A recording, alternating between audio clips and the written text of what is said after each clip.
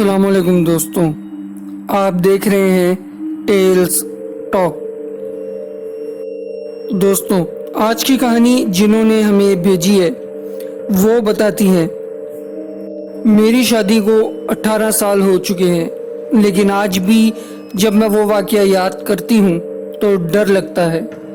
मेरे हस्बैंड की पोस्टिंग एक ऐसे इलाके में थी जहाँ दूर दूर तक कोई आबादी नहीं थी। कुछ कंपनीज ने अपने एम्प्लॉयज़ के लिए वहाँ घर बना रखे थे। मेरे हस्बैंड इस प्रोजेक्ट को लीड कर रहे थे, इसलिए वहाँ रहना मजबूरी थी। मेरी नई नई शादी हुई थी। मैं आते हुए अपने भाई को साथ ले आई ताकि साथ में कोई एडजस्ट करने के लिए हो, क्योंकि वो घर काफ़ी बड़ा और आबादी से दूर था। वो घर कदीम तर्ज का बना काफ़ी खूबसूरत घर था। बड़े बड़े कमरे थे, गार्डन था, 2 मंजिला था और एक छत भी थी। मुझे वो किसी मिनी फोर्ट की तरह लगता था। किचन काफ़ी बड़ा था, फिर उसके पीछे एक डर्टी किचन भी था जिसे स्टोर बनाया हुआ था। ग्रोसरी स्टोर करना वहाँ एक मजबूरी थी। किचन के उस दूसरे हिस्से में चूल्हा और ज़रूरियात की सारी चीज़ें मौजूद थी। खानसामा था, नौकर था और चौकीदार था। खानसामा से मैंने पहले ही कह दिया था कि तमाम डिशेस मैं खुद ही बनाया करूँगी।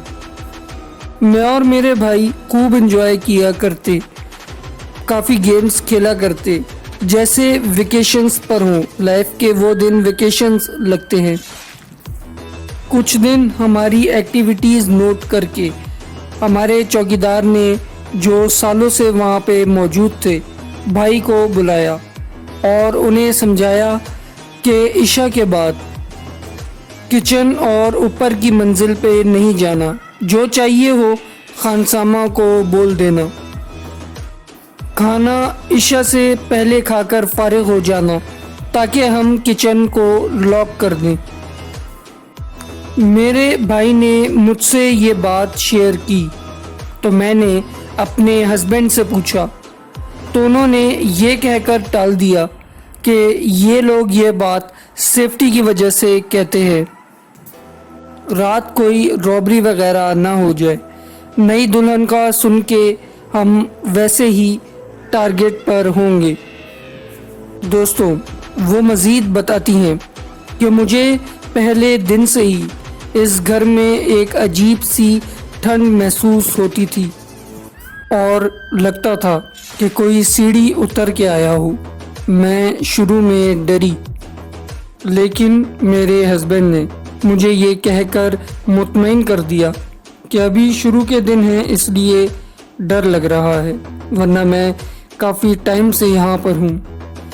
मैं और मेरे भाई रोज़ आवाज़ सुनते कि ऊपर की मंजिल पे कोई चल रहा है और इशा के बाद वो सीढ़ियाँ उतरता नीचे आता। हम वहम समझ के इग्नोर करते रहे, लेकिन उस दिन जो हुआ, मेरे रोंगटे खड़े हो जाते हैं सोच के। मेरे हस्बैंड साइट पर फंस गए और हमारा नौकर उनके पास चला गया। खानसामा चौकीदार के कमरे में इशा के बाद सोने चला जाता था। चौकीदार रात को जागता और फजर के बाद दोपहर तक सोता, जब तक खानसामा गेट पर होता था। हस्बैंड घर पे नहीं थे तो मैंने अपने भाई को अपने रूम में ही लिटा दिया। वो मैट्रेस डाल के मेरे पास ही लेट गया। अभी मेरी आंख लगी ही थी कि भाई ने आवाज़ लगाई कि किचन में आग लग गई। मैं उठी और बगैर कुछ सोचे समझे किचन की तरफ भागी। किचन का दरवाज़ा खुला था और किचन में पूरा धुआं था। वहाँ आग नहीं लगी थी, कोई खाना बना रहा था और जो भी था उसकी खुशबू इतनी मज़े की थी कि मैंने पूछा, क्या बना रहा है? और सामने से आवाज़ आई, बकरा पक रहा है, तुम जाओ, मेहमान आते होंगे। میں وہاں ایسے کھڑی رہی جیسے میرے پاؤں زمین نے پکڑ لیے ہوں۔ تو پھر سے آواز آئی کہ آج آ گئی ہو، آئندہ مت آنا، جاؤ۔ پھر میں وہاں سے اس طرح سے بھاگی کہ جیسے کوئی مجھے پکڑ لے گا۔ میرا بھائی بھی پیچھے کھڑا تھا لیکن اس نے آواز نہیں سنی۔ خوشبو اسے بھی آئی تھی جیسے کوئی بہت اعلیٰ ڈش بن رہی ہو اور ساتھ دیسی گھی کے پراٹھے۔ وہ رات ہم نے جاگ کے گزاری اور ہم دونوں برف کی طرح ٹھنڈے اور پتے کی طرح کانپ رہے تھے۔